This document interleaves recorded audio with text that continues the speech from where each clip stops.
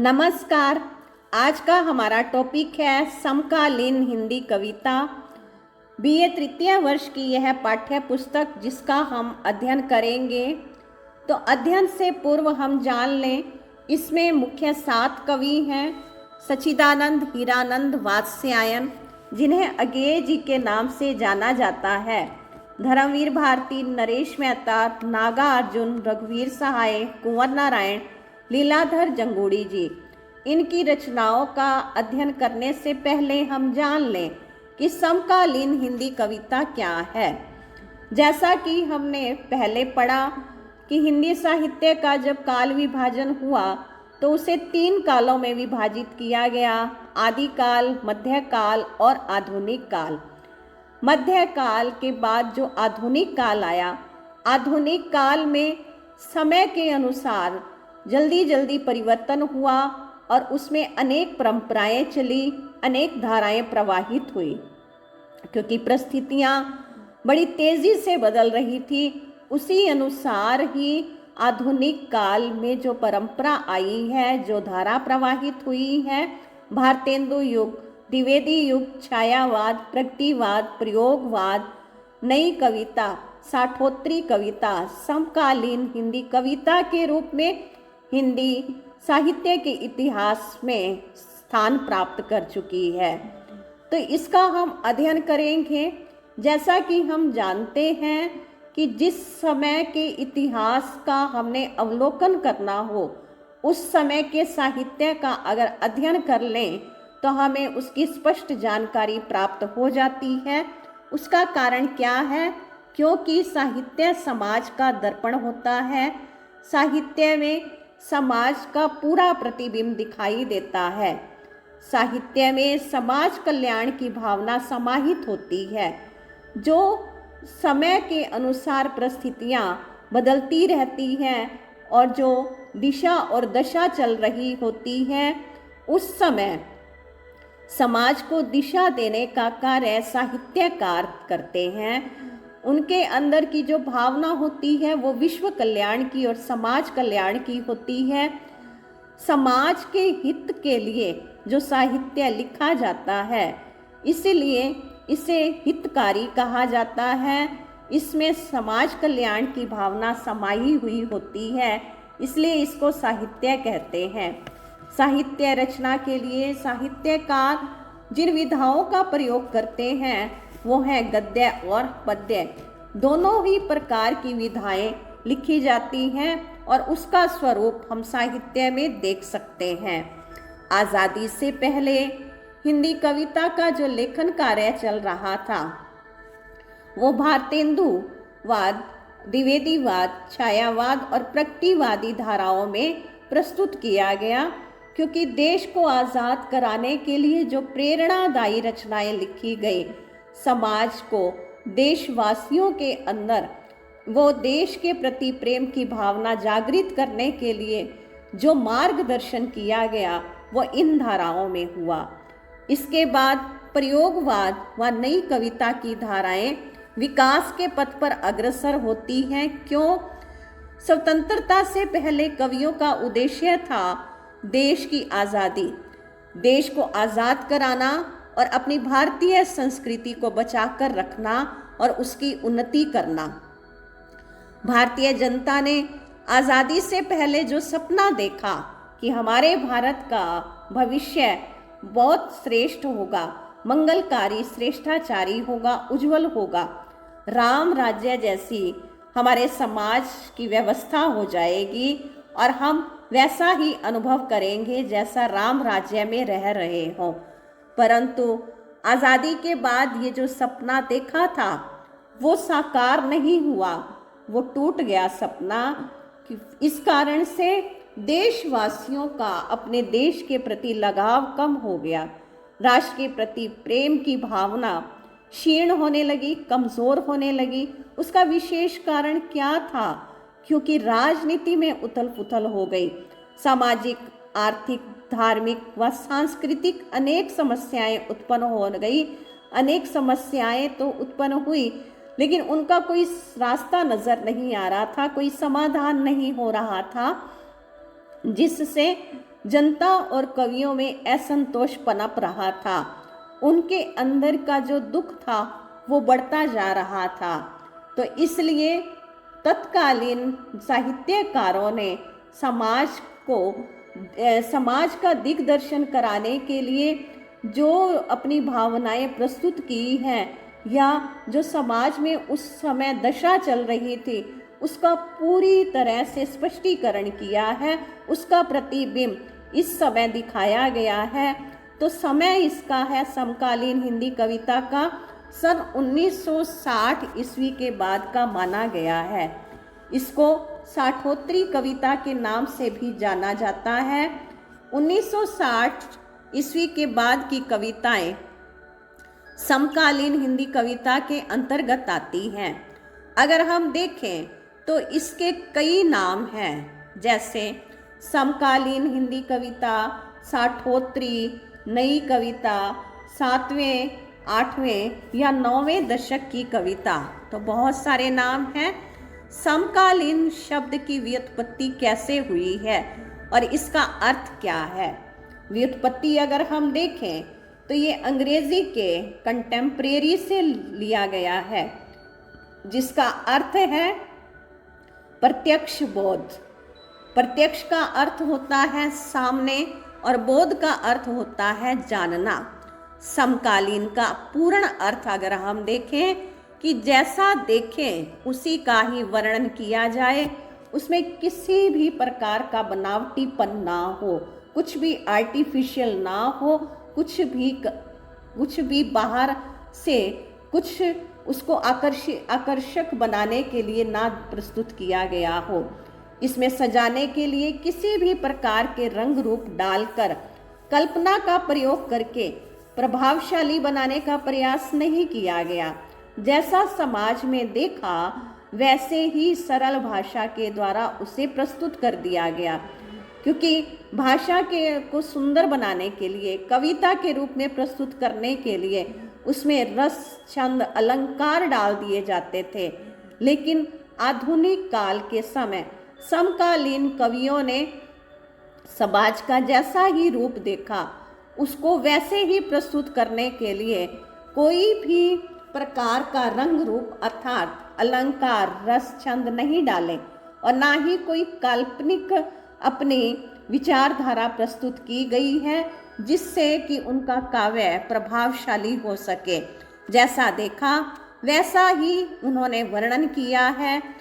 तो सन 1960 ईस्वी के बाद का जो समय है, मानवीय जीवन के मूल्यों की दृष्टि से उस समय पतन हो रहा था, जो पतन की ओर जा रहे थे उसका वर्णन किया गया है, जिसके लिए उन साहित्यकारों ने नैतिक पतन करने वालों पर व्यंग्य भी कसे और विद्रोह भी किया, क्योंकि विद्रोह करने के लिए जो हिम्मत चाहिए, तो साहित्यकारों ने अपने हृदय में वो विद्रोह की हिम्मत जुटाई, इसलिए व्यंग्य भी किया और विद्रोह भी किया।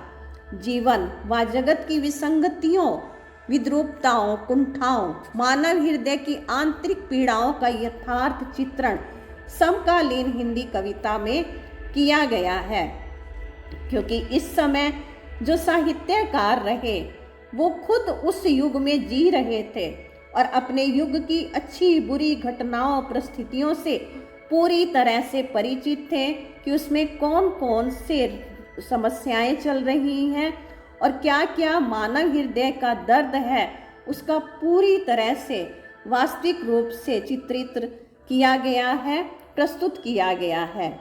समाज का जैसा ढांचा कवियों ने देखा उसे लोगों तक उसी रूप में ही पहुंचाया ताकि उसमें बदलाव लाया जा सके, ताकि उन समस्याओं का समाधान प्राप्त हो सके।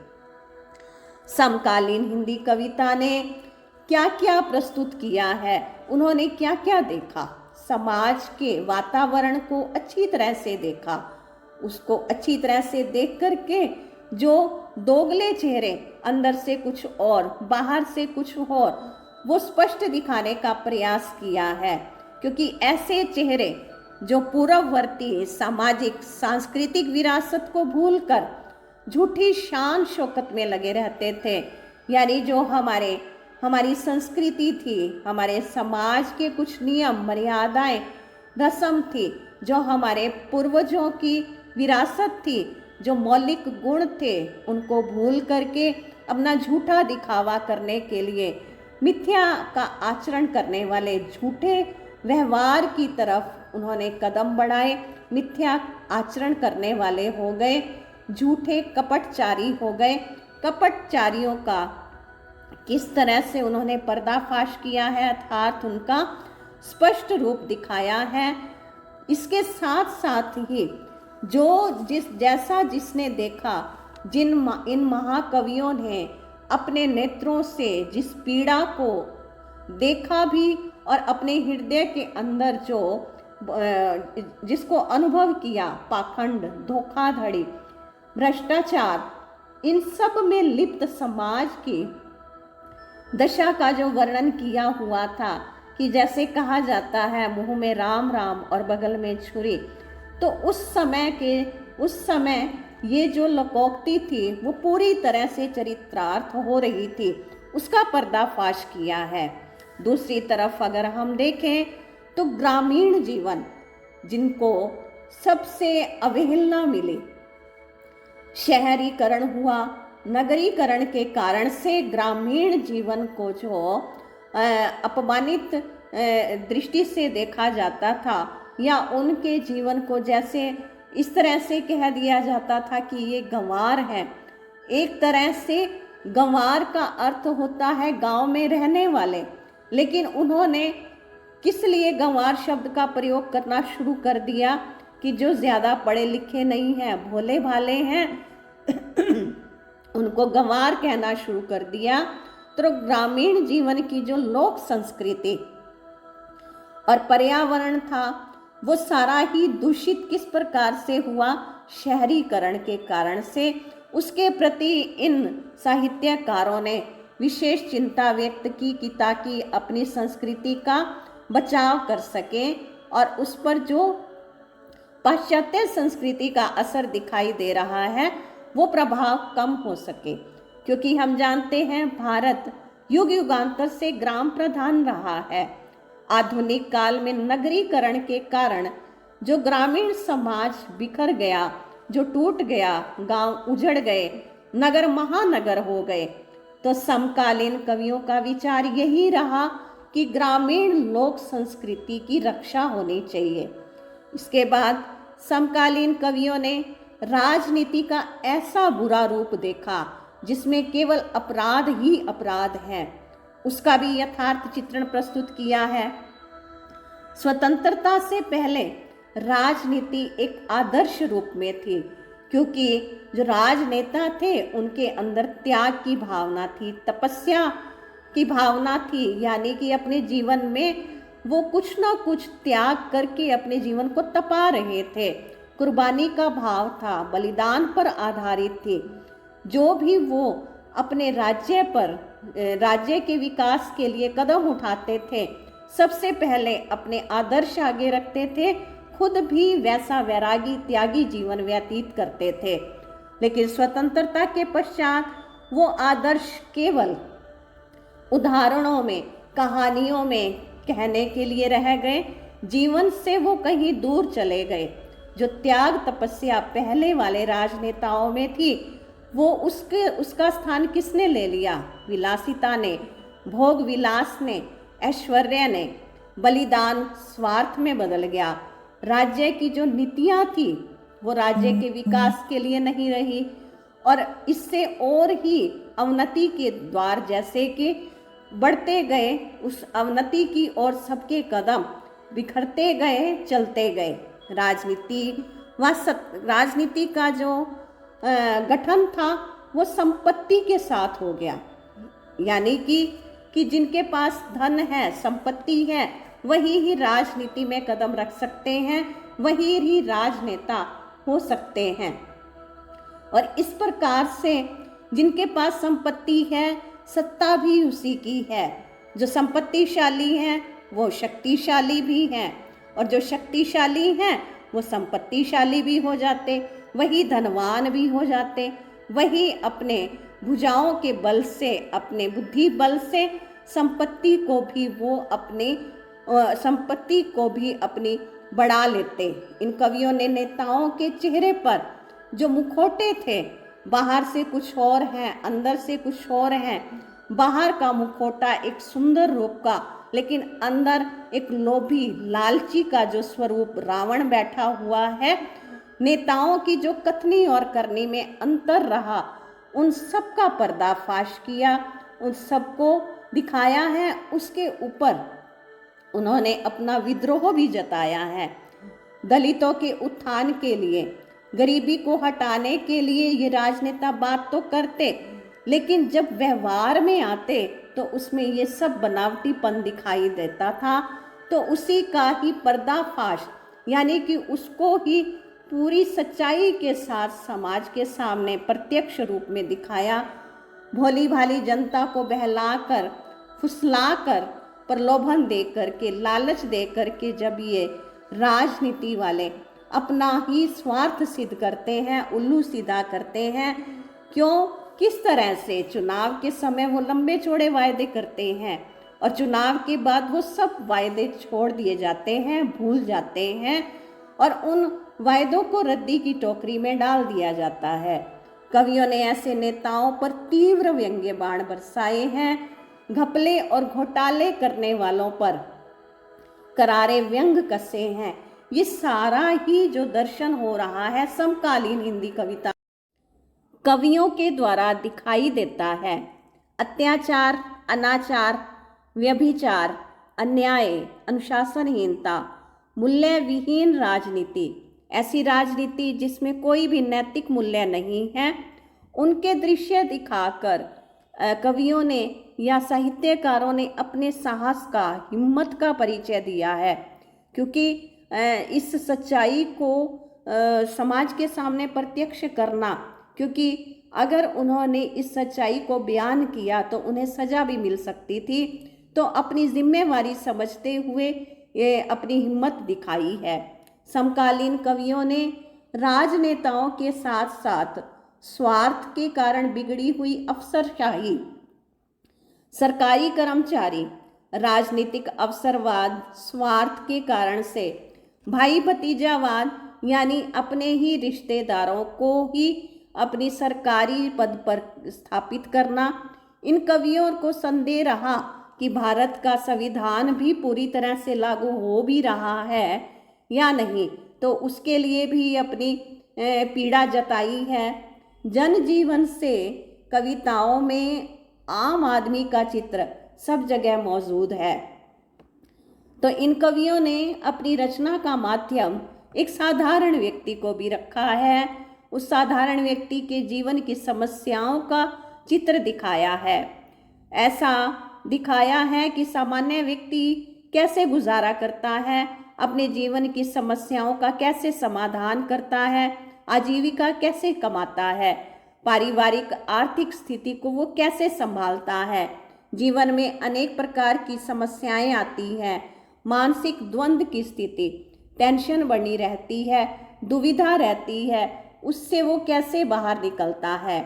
समकालीन कवि विश्व में भी शांति लाना चाहते थे, विश्व शांति के लिए भी अपना योगदान देना चाहते थे। इसके लिए उन्होंने समाज में फैले हुए जो परेशानियों के कारण से हालात बिगड़ गए थे, उनको बदलने का प्रयास किया और देशवासियों को प्रेरणाएं भी दी। जनता व नेता शहीदों की प्रतिमाओं पर, यानी कि उनके जो फोटो चित्र होते थे, उन पर माला तो डाल आते थे, अर्पण कर आते थे, श्रद्धांजलि दे आते थे, लेकिन शहीदों ने जो बलिदानी दी, जो उन्होंने अपने अंदर कुर्बानी संजो कर रखी हुई थी, उनके जीवन में जो त्याग था, शिक्षाएं थी, ऐसा त्याग, आदर्श और बलिदानी किसी के भी जीवन में दिखाई नहीं देती। और वो तो ये आदर्श ऐसा लगता है कि वो तो काफ़ी दूर निकल गए। आदर्श का पालन करने वाले ऐसे नेता लोग या समाज के सामाजिक लोग भी ज़्यादा नहीं रहे। बहुत कम लोग ऐसे रह गए हैं जिनके जीवन में आदर्श अभी भी कायम हो। फिर आगे इन्हीं ही साहित्यकारों ने पत्रकारिता को भी लिया है, पत्रकारिता का भी दर्शन कराया है, क्योंकि ये राष्ट्र का चौथा स्तंभ माना जाता है। पहले पत्रकारिता का उद्देश्य समाज कल्याण, जन कल्याण, विश्व कल्याण था। सत्य को समाज के सामने रखना ये उनका दायित्व था। लेकिन आज यही पत्रकारिता जो व्यवसाय के रूप में हो गई है, धन कमाना, पैसा कमाना, यही उद्देश्य रह गया है। आधुनिकीकरण और मशीनीकरण के कारण कवि के अंदर की जो आस्थाएं हैं वो समाप्त हो गई हैं, अनास्थावादी हो गया है। उसका विशेष कारण क्या है? क्योंकि पूंजीवाद बढ़ रहा है, पर्यावरण प्रदूषित होता जा रहा है, प्राकृतिक प्रकोप होने से भूकंप, बाढ़, अधिक वृष्टि, बारिश अधिक होना या अकाल पड़ना, सूखा पड़ना, सुनामी आ जाना, इसमें कितने लोग मारे जाते हैं ये हम सब जानते हैं। लेकिन फिर से जो जहाँ पर ये इस तरह का विनाश होता है उसको फिर से विकसित करने के लिए जो कदम उठाए जाते हैं उसमें कितनी धोखाधड़ी चलती है और कितना ही एक तरह से शोषण कर दिया जाता है। एक शोषण के नाम पर बेरोजगार फैला दिया जाता है, वैज्ञानिक विकास का नाम दिया जाता है, लेकिन इसके लिए कईयों का शोषण होता है, गरीब जनता का होता है, प्रकृति का होता है। गरीब जनता बेरोजगार होती जा रही है क्योंकि एक तरह से जो वैज्ञानिक विकास हो रहा है, बहुत सारे काम मशीनों के द्वारा हो रहे हैं, लेकिन जनता के पास अब पैसा कमाने के लिए, आजीविका कमाने के लिए कोई कला नहीं रही। वैज्ञानिक उन्नति करते हुए मानव सभ्यता का रस सोखने में तत्पर है। आम आदमी गूंगा बहरा बन जीवन जीता है, ना वो अपने दिल की बात कहता है और ना ही वो किसी की अब सुनने के लिए समर्थ रह जाता है। समकालीन कवियों ने आर्थिक स्थिति का भी चित्र प्रस्तुत किया है, क्योंकि आर्थिक जो एक तरह से रूप दिखाई देता है इस समाज का, गरीब जनता और गरीब होती जा रही है, अमीर और अमीर होते जा रहे हैं। इसका कारण क्या है? क्योंकि पूंजीवाद और आधुनिकवाद के कारण ही ये स्थिति उत्पन्न हुई है। किसी भी देश की राजनीतिक व्यवस्था आर्थिक संपन्नता पर निर्भर करती है। आर्थिक रूप से जितना शक्तिशाली होगा जो देश, वहाँ की राजनीतिक व्यवस्था उसी तरह से ही रहेगी। आर्थिक विषमता के कारण राजनीतिक, सामाजिक असमानता भी उत्पन्न हो गई। वैज्ञानिक व तकनीकी विकास के कारण कारखाने, फैक्ट्री स्थापित हो रही है। ग्रामीण जो लघु और कुटीर उद्योग, छोटे छोटे उद्योग थे, जो ग्रामीण लोगों के लिए कमाई का साधन था, वो सब समाप्त होते जा रहे हैं। एक तरफ घोर गरीबी, दूसरी ओर जो अमीर लोग हैं उनके सुख सुविधाओं के साधन बढ़ते जा रहे। लेकिन इन्हीं के बीच में जो पिसता हुआ दिखाई दे रहा है मध्य वर्गीय समाज, जो आर्थिक अभाव के कारण निराश है, अनास्थावादी है, और उसके अंदर का जो तनाव है वो इस प्रकार बढ़ जाता है कि उसके मन में आत्महत्या तक के विचार आने शुरू हो जाते हैं। आम आदमी कठोर मेहनत करके, मजदूरी करके भी अपने परिवार का पालन पोषण नहीं कर सकता। वो असमर्थ हो जाता है अपने पारिवारिक ज़रूरतों को पूरा करने के लिए। मजबूर लोग धन कमाने के लिए फिर बेईमानी की राह पर चलते हैं, फिर इस तरह से गलत तरीकों से धन कमाते हैं। समाज में संवेदनशीलता समाप्त होती जा रही है। जैसे तैसे करके पैसा कमाना जीवन का उद्देश्य रह गया, अब वो चाहे ईमानदारी से चाहे बेईमानी से। समकालीन कवियों ने इस प्रकार के सभी चित्र प्रस्तुत किए हैं जो समाज के अंदर इतनी ही विसंगतियां प्रस्तुत हो चुकी हैं। इन कवियों की मान्यता है कि जैसे जैसे समय बीतता जा रहा है समाज की समस्याएं भी बढ़ती जा रही हैं। 21वीं सदी को वैश्वीकरण, विश्व बाजारवाद, मीडिया, मल्टीमीडिया, तकनीकी, वैज्ञानिक उन्नति, कंपनी, विज्ञापन आदि की सदी माना जा रहा है। यानी कि विकास, हम देखते हैं कि एडवर्टाइजमेंट जितनी होगी, जितना ही टेक्निकली आगे प्रोग्रेस होगी, उतना ही विकास होगा। समाज की भावना उपभोक्तावादी हो गई, उपयोग करो फिर फेंक दो, यूज एंड थ्रो, चाहे वस्तु हो चाहे व्यक्ति हो, ऐसी ही मानसिकता भी हो गई और ऐसा ही व्यवहार हो गया। समकालीन कवियों ने जनजीवन से जुड़ी हुई रचनाएं लिखी हैं, अपने साहित्य में वही प्रस्तुत किया है जिसमें अकेलापन है, मानसिक परेशानी है, विसंगतियां हैं, इन्हीं के शिकार मानव जीवन का वर्णन किया है। और यही मानवता ने राक्षस का रूप धारण कर लिया है। मनुष्य सचेतन, सजीव और संवेदनशील प्राणी होते हुए लेकिन वर्तमान समय बुद्धि इतनी जड़जड़ीभूत हो गई है कि एक तरह से दिमाग जैसे होता है अस्थिर रहने लग गया और उसके अंदर कोई संवेदना नहीं रही, ना ही वो किसी की भावनाओं से पीड़ित होता है, सिर्फ स्वार्थ के कारण से अपने लिए ही सोचता रहता है।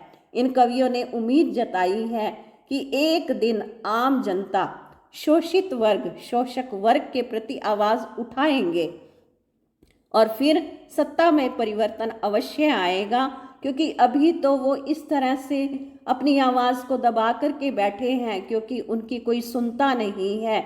लेकिन किसी ना किसी दिन तो वो दर्द, पीड़ा जरूर ही विरोध के रूप में निकल कर बाहर आएगी। अब से पहले जो साहित्य या काव्य लिखा जाता था उसे प्रभावशाली बनाने के लिए प्रतीक व बिंबों का प्रयोग करके उदाहरण दिए जाते थे, लेकिन समकालीन कवियों ने उन सभी तत्वों का त्याग किया, क्योंकि वे मानते थे कि जो सामने है, प्रत्यक्ष है, उसको बताने के लिए उदाहरणों की, प्रतीक व बिंबों की जरूरत ही नहीं है। क्योंकि इन साहित्यकारों का, कवियों का उद्देश्य यही रहा कि समाज में फैली हुई बुराइयों से अवगत कराना है समाज को। इसके लिए किसी भी प्रतीक व बिंब की आवश्यकता नहीं है। इसलिए ये महाकवि साहित्यकार किसी प्रतीक, बिंब, अलंकार, रस, छंद के मोहताज नहीं रहे। लेखन व काव्य के माध्यम से बताया गया कि आज के समाज को बिंब व प्रतीकों द्वारा नहीं दर्शाया जा सकता। साहित्य व संस्कृति में परिवर्तन, विकास व प्राकृतिक पर्यावरण में असंतुलन, ग्लोबल वार्मिंग, भौतिक पतन, आतंकवाद, जातिवाद, द्वंद्व, आक्रोश, हिंसा, असंतोष, ग्राम चेतना, शहरी विडंबना, संवेदनहीनता, राजनीतिक, आर्थिक, सामाजिक, सांस्कृतिक अव्यवस्था, नैतिक पतन, नशाखोरी, इन सभी समस्याओं के समाधान के लिए ये समकालीन हिंदी कवि विशेष मानव कल्याण में तल्लीन रहने वाले अनेक रास्ते, अनेक समाधान उन्होंने प्रस्तुत किए। इस कारण से ये समकालीन हिंदी कविता अनेक चुनौतियों से जूझती हुई, विभिन्न विमर्शों का मंथन करती हुई निरंतर विकास के पथ पर अग्रसर है, विकसित होती जा रही है, जो आधुनिक काल का यानी कि वर्तमान समय का चित्र प्रस्तुत करती है। जिस कारण से, जिस द्वारा, इसी साहित्य के द्वारा ही हम लोग इससे परिचित हो पाते हैं। तो ये समकालीन हिंदी कविता का स्वरूप हमने देखा। आशा करते हैं आप सबको ठीक से समझ आ गया होगा। धन्यवाद।